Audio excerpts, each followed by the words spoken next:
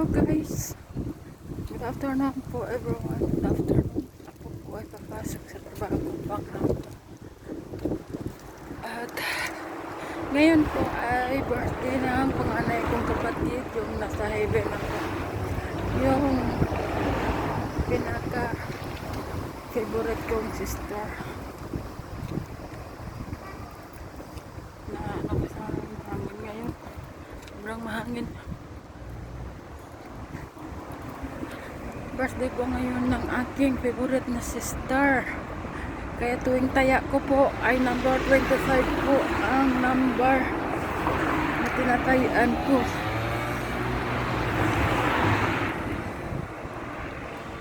Birthday po ngayon ng sister kong nasa heaven, yung nanganganak ko. Happy birthday to my sister in heaven. Sana po gaitan mo po ako na kung gaano ka matulungin. Sana gaitan mo rin ako, maibigay mo sa akin yung ano mo dati, power mo dati na natulong sa relatives natin, sa kapwa natin, sa mga mahihirap po. Thank you po. At nakuha ko po yan sa'yo ng thank you so much po, nakuha ko sa'yo yan ang bagay na yun. Kaya lang hindi ko siya magagawa masyado dahil po ay needed ko po ang mag-income para po makatulong po ako sa taong mahirap po. Yung pares ang ginagawa ng sister ko, yung nasa heaven po.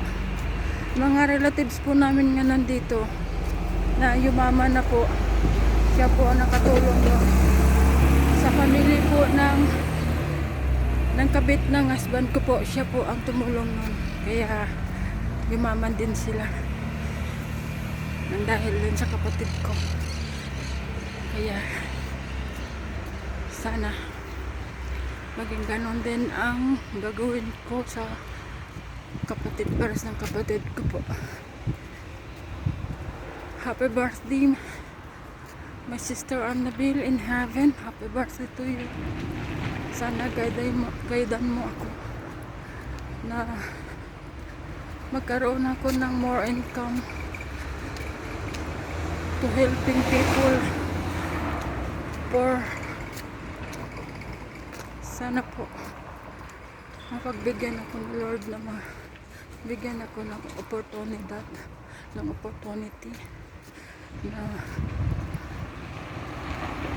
magkaroon po ng income, malaking income para makatulong po sa mga taong mahirap. Kasi nga yung sister kong namatay, yung pangalan po namin ay super bait yun. Halos lahat ng nandito na relatives namin, more relatives po namin na papunta niya dito sa Italy. Nandito po sa Italy, more na relatives po namin na tulungan niya na makapunta po dito. Ngayon po ay yumaman na ang iba, matapobre ng iba dahil yumaman na. Sana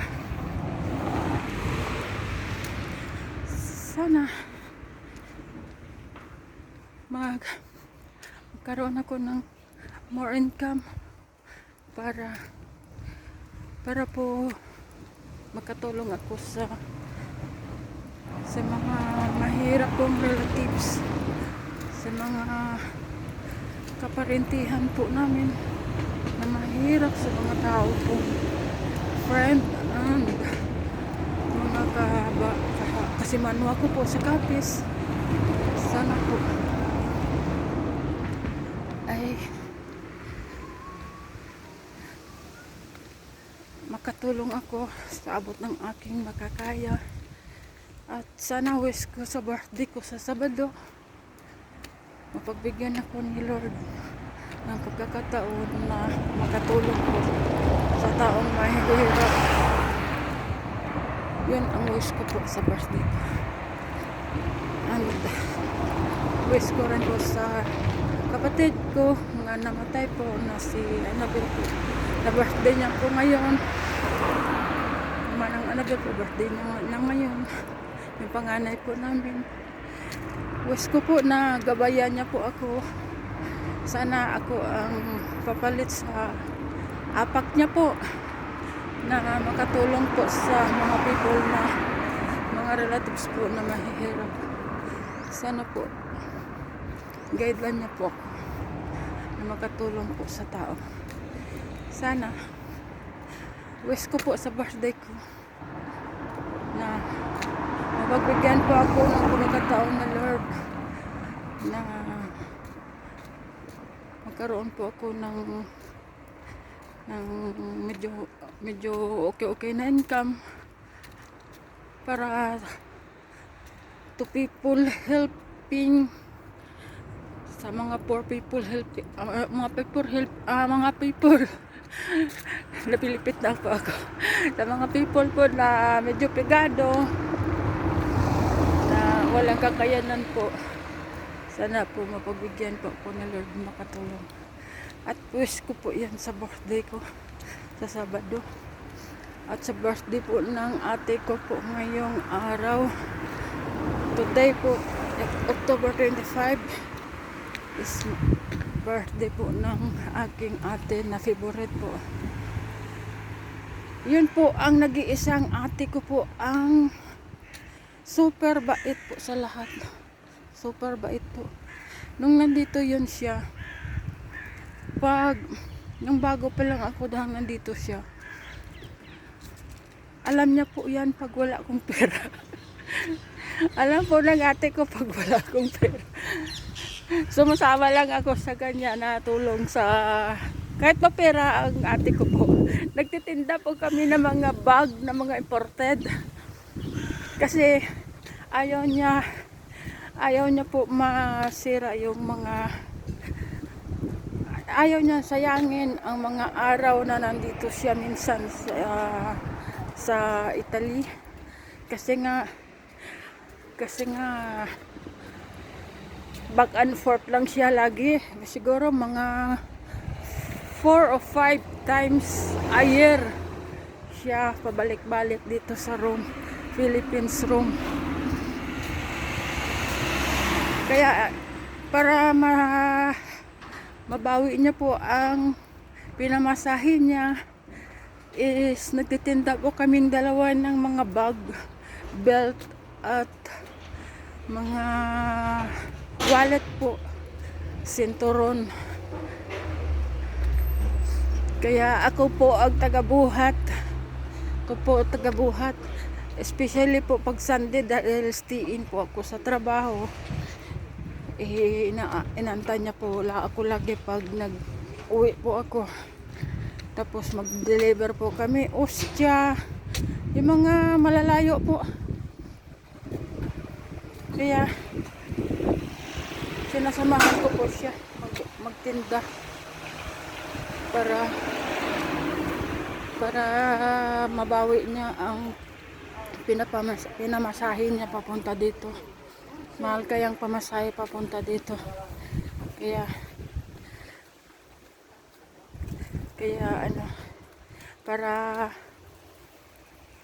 para mabawi niya po ang niya, nagtatrabaho siya dito, nagtitinda ng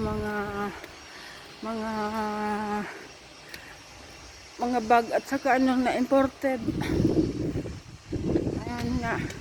Yun na bang ang gusto ko sa ate ko.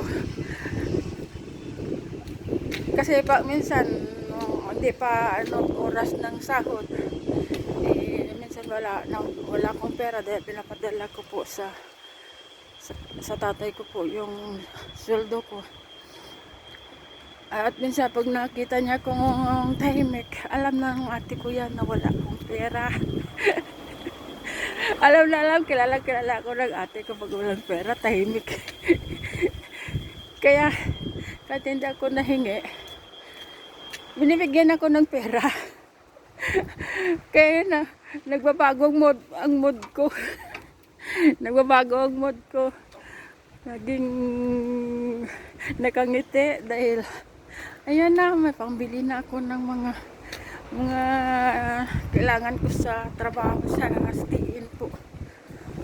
Stiin kasi nga libin ako sa isang matanda noon. Ay ang sweldo ko po noon binibigay ko po sa napadala ko po sa tatay ko pang tulong po sa business ng tatay ko noon. Pangdagdag sa business niya. Kaya at ako din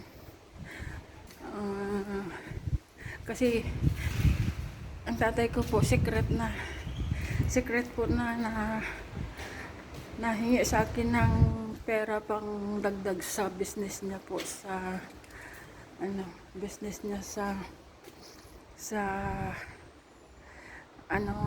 financial sa mga palayan po, sa palayan financial rice mill sa palayan. Siya ang financial sa mga palayan at siyempre pag harvest yan ang pagbayad ng mga tao sa kanya. Kaya every month po na nahingi ng tatay ko sa akin ng dagdag sing kapital. Kaya pinapadala ko po sa kanya. Pag iniiwan ko lang po yung lang pang ticket ko lang. Tapos nag-extra po ako tagabuhat ng mga paninda ng ate ko po, yung si Ate Anabel. Tagabuhat po ako ng ng mga paninda niya. Saka siyempre binibigyan niya ako, alam niya minsan pag tahimik ako alam niya yan, wala akong pera. Relate kayo niyan, pag tahimik kayo wala kayong pera. Kaya ganon yon. Happy birthday sa favorite kong sister today, October 25. Pag nandito na siya noon, yung buhay pa siya, sabay kami mag-celebrate ng birthday. Kasi 25 siya, 28 ako. Every year po nandito siya. Every year nandito siya. So, isang handaan lang kaming dalawa. Kaya konti lang sa akin kasi siya may pera siya. Siya ang financial. Ako dagdag lang.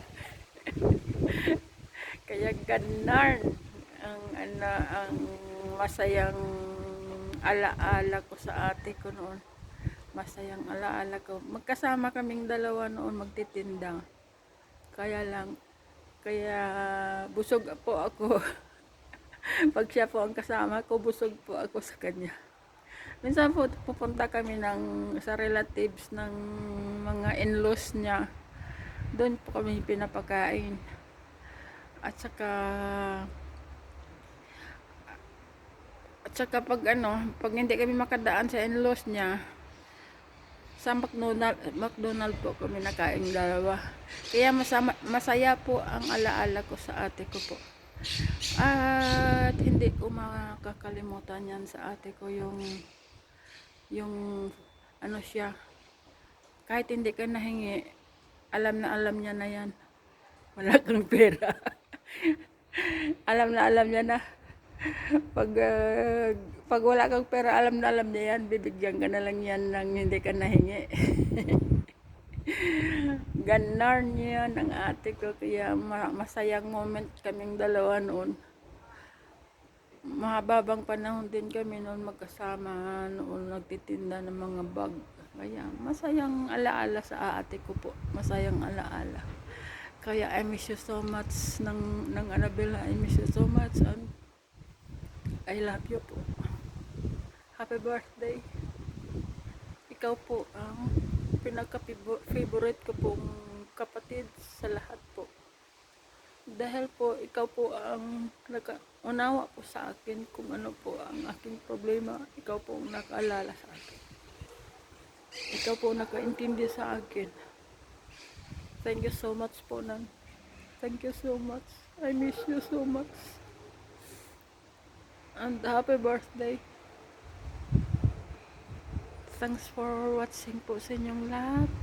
Pasensya na po kayo dahil birthday po ngayon ng ate ko po. ang naalala ko po ang masayang moment po naming dalawa. Magsama kami noon. Masaya po ako pag siya po ang kasama ko nung masaya po ako. Every Sunday po, masaya po ako. Siya ang kasama ko lagi every Sunday. Magtitinda po kami ng mga paninda niya, mga bag po, belt, at saka wallet. Kina-house to house po namin yan, dinideliver para hindi po masayang ang panahon niya na nandito siya sa Rome. Para pag hindi po maano yung pang-take ang na expenses niya po sa ticket pong balik-balik siya dito. Kaya masipag po yung ate ko, masipag talaga yun. Hindi niya po sinasayang ang panahon niya dito sa Rome. Kahit 1 month lang po siya dito, minsan 1 month lang siya dito, hindi niya po sinasayang yan. Minsan nga, nag-ano pa yan, nagtatrabaho, kung sinong stay-in na gustong lumabas. Nagsisigal iyon siya, substitute. Nagsisubstitute yan siya. Para hindi po masayang yung panahon niya dito. Kaya yun ang ate kong masipag at matulungin sa kapwa. Sana po gabayan niyo po ako. At ako po ang gamitin niya po sa mga yapak niya po na natulong sa kapwa. Ay sana po. Sila po ni tatay. Ang father ko po, sila po yung tatay ko yung matulungin sa pamilya po. Siya at siya, ang ate ko po si Annabel at ang tatay, ang father po namin. Kaya nakuha po namin yan sa kanya, sa tatay po namin yung natulong.